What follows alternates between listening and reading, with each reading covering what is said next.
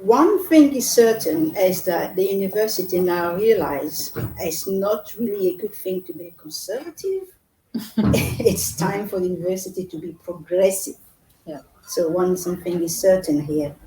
And when it comes to innovation, there's no better champion than myself.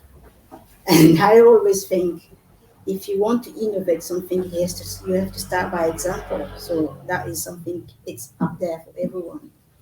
But something I want to say here, the University of Edinburgh is a conservative university, and that is true. But how much of this innovation works for all students equally? This is the challenge.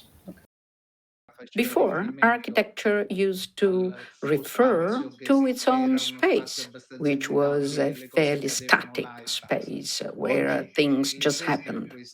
Today, the example is this very conference. There are some people in person, others are in remote location, and architecture should start learning that, space is at the same time the ancient space, the solid space to which we are used, but also this fluid space.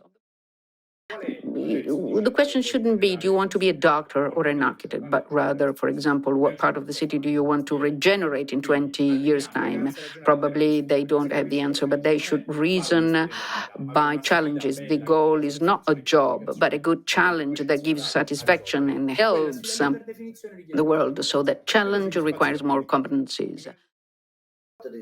Okay, there are two main avenues or tools. One is the redesign of teaching. I mean, this manner of teaching is not the way we did it in the past. So, what part of the contents can be offline?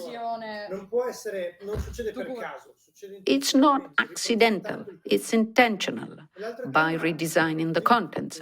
And the other theme, and this helps me talk about the theme of today, the other theme is space, space in fundamental. This new style that evolves, we have to learn. We have to use new tools and different points of contact with the students. So we have to design lectures and we have to learn to design what happens after the lecture. Because, for the purposes of memories, it is important to not just convey contents, but also to preserve the contents and the learning of those contents over time in the minds of the students.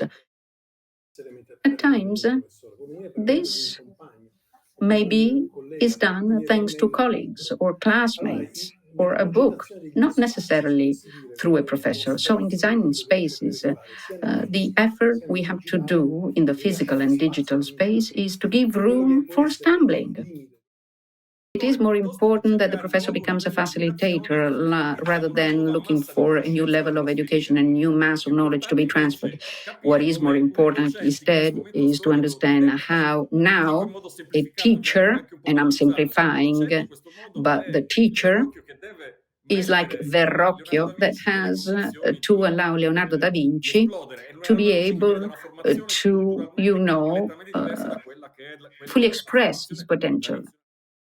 Secondly, art. Some already talked about that. Well, on that, we've been working hard, and our intention is that of allowing our future teachers and the current students, but also, the teachers that come to attend courses, also meet art in an informal manner. Should think back of the ecclesiastical thinkers and the frocks and the teacher's desk. The teacher's desk separate the wishes of teachers from the wishes of students. Well, over the last 2 years, we've kept educating people in a 100% digital manner. We've seen that it works to an extent because you miss out on empathy and proximity amongst people, and this becomes exchange and parallel knowledge, and you name it.